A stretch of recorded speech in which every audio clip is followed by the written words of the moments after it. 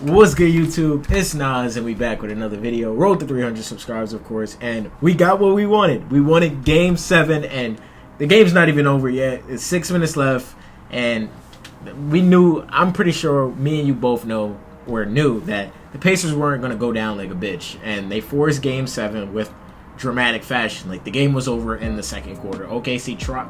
I can't even say they tried. The Pacers put belt to ass from start to finish. Everything went well for the Indiana Pacers tonight. Their defense, their offense, like they started out slow, but obviously they managed to pull it together and win this game. And Tyrese Halliburton, he had a bounce back game. He was injured, he's still injured, and he played through it. That's what I expected him to do last game. He had 14 points and 5 assists. Andrew Nembhard, he stepped up. He had 17 points and 4 assists. Pascal Siakam, he had a mean ass dunk. I might show it in the first clip of this video. Like, he had 16 points and 13 rebounds. Like, it was just a great overall game for the Indiana Pacers. Obi Toppin, he had 16 points and 5 rebounds. CJ McConnell, he came off the bench. Huge. Every game of this series, he had 12 points, 9 rebounds, and 6 assists. Overall, just being a pest all around the court. And obviously, they wanted to force this Game 7, so this was their last game playing at home. And the Pacers made their whole slogan this whole postseason, like, we're not gonna go out like no hoe. We're gonna fight to the very end, and that's what they are doing. They forced the Game 7. Now they have to go back on the road and try to win another game on OKC, which they did before in dramatic fashion. But at the same time, if you're OKC, like, you can say you're worried, but obviously it's a Game 7. Obviously you have to be worried, but at the same time, your team played absolutely terrible. Everybody on the court played terrible. There's no ifs, ands, or about. There's no exclusions. You can't even say even. There is no exclusions. Everybody played bad for the Oklahoma City Thunder tonight, and that's why they lost by 30 points. I'm counting by 30 points because obviously that's when all the starters were taken out, when they were down 30. But all right, let's just go through it. Shai Gilgeous-Alexander, he had 21 points, 4 rebounds, and 2 assists. And saying that, you would think like he had, obviously it wasn't a Shai Gilgeous-Alexander game, but he had 8 turnovers tonight. He was turning the ball over like crazy. You cannot do that. Obviously, if you're the best player, you have to be consistent. And I expect Shai Gilgeous-Alexander to be way better in this Game 7. Actually, obviously at home, like, they're way better on the home. J-Dub, Jalen Williams, he came off that 60. What the fuck am I talking about? He came off that 40-point game. He had 16 points, 3 rebounds, and 1 assist. He had the worst plus-minus on the court tonight. That's how bad J-Dub was, plus-minus wise, and he has to be better. Chet Holmgren. Chet, I've been sticking up for Chet in these videos when we're talking about, like, obviously the Thunder, but Chet was absolutely horrible tonight. He had 4 points, 6 rebounds, and 0 assists. He looked like he had no idea what he was doing on the court. He played that bad. He was garbage. Like, I want y'all to understand how bad Chet was tonight. He was getting double teamed in the post, and he didn't know where to throw it. He was just throwing the ball all over the place. Let me see how many. He only ended up with 2 turnovers, but the 2 turnovers I seen, they were terrible turnovers. And on the defensive end, he was playing not the same defense that he usually plays. He was playing horrible defense, and Chet has to be better in Game 7. There's no ifs, ands, or buts, but I can't even say but after that. That's how bad Chet Holmgren was tonight. Everybody else was bad too. Like, obviously, Isaiah Hartenstein, he had 10 points. I guess he showed up tonight, I guess, if you want to say that.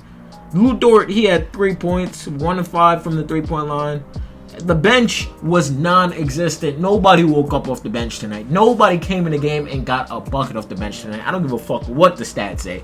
The whole Oklahoma City Thunder bench looked garbage. And obviously at home, they played way better. But on the road, you got to get some type of production. There was no production at all. So if I'm the Thunder, like, I wouldn't be obviously in panic mode. Obviously panic mode because anything happened Game 7. Like, fucking, what's his name? He hit a 3-pointer. Ben Shepherd could go off for 30 points in Game 7. And that's how Game 7s are so unpredictable. That's why everybody loves Game 7s. It's the first Game 7 in the playoffs in the last 6 years, or 10 years, in the finals in like 10 years. That's how great people love Game 7s. So, obviously, this is going to be fun. But I knew I had high hopes from the series. Like I might have said it in the first video, like 5, 6. But after I saw Pacers game get one game, I'm like, oh, this shit is going 7. Like this is a fun series. This is a fun watch. Obviously, these blowout games are not fun at all. I was dozing off like crazy, but it's great that we're seeing competitive basketball. That's what we wanted as NBA fans, right? And now we're getting it as a collective, and we should be happy that we're getting, obviously, this basketball this late. Both of these teams, seasons on the line. The Larry O'Brien on the line. Both of these teams won it. Both of these teams are injured, I'm pretty sure. But yeah, it should be fun to see what happens next for this game 7. Obviously, let's just fuck it. Let's preview it now. Obviously, Tyrese Halliburton is going to have to obviously do every type of treatment above on that calf injury. He has to give some level of production. It can't be another 4-point game. It just cannot happen in Oklahoma City or against Oklahoma City. That just can't happen. Pascal Siakam, he has to step up. I feel like he will step up to the plate. Yeah, bro, that dunk was fucking crazy. I'm not even trying to. Naismith, he has to show up. Nembhard, he has to show up. If Halliburton is not showing up, he has to get you above 15 points. And Obi Toppin came off the bench tonight. I didn't even talk about Obi. He has 20 points. I don't know if he scored the 20 in garbage time because I ain't gonna lie. The game's off right now. I'm not doing that. But he has to show up off the bench too. TJ McConnell, he's been playing the same role. But for the Oklahoma City Thunder side, Shea, you know he's gonna show up game 7. J-Dub, he's gonna be at the second option. Chet Holmgren has to show up. Chet Holmgren has to do something productive on the court in game 7. Like he has to make a detrimental play. He has to go on a run of himself by himself to just show that you're there, show that you're in the game, show that you're locked in. That's what Chet Holmgren has to do in game 7 if he wants to show his worth. Alex Caruso, he has to come in and get you points. He had a donut tonight. What are we doing? Aaron Wiggins, he had 5 points. He didn't show up like he did obviously in OKC. The bench has to show up. Like that just can't happen. Like Jalen Williams, he just hopped in the game and he got 7 points off the bench. Like, come on, bro. We just have to. They have to just show up. Like they have to give some type of help for obviously Jalen Williams and Shai Gilgeous-Alexander if you want to win game 7. And like that being said, I guess I gotta make my final pick, but I don't know, bro. I'm just glad that this was a series and we got a competitive series, the best finals in years by far. Like that's not even a question. I hope it's not a question to y'all anymore that this is one of the best or the best finals in a couple of years. But I don't know, bro. But I guess like I've been going for it. Fuck it, I'm not gonna change. I got OKC in 7. Fuck it. But at the same time, I could see a Pacers ring. So it'll be exciting to see what happens game 7. And yeah, I just hate that it's on Sunday. We gotta wait 3 days for game 7, which sucks. Because what are we gonna do now? We just gotta wait. We gotta see people make stupid ass predictions. Like, oh my god.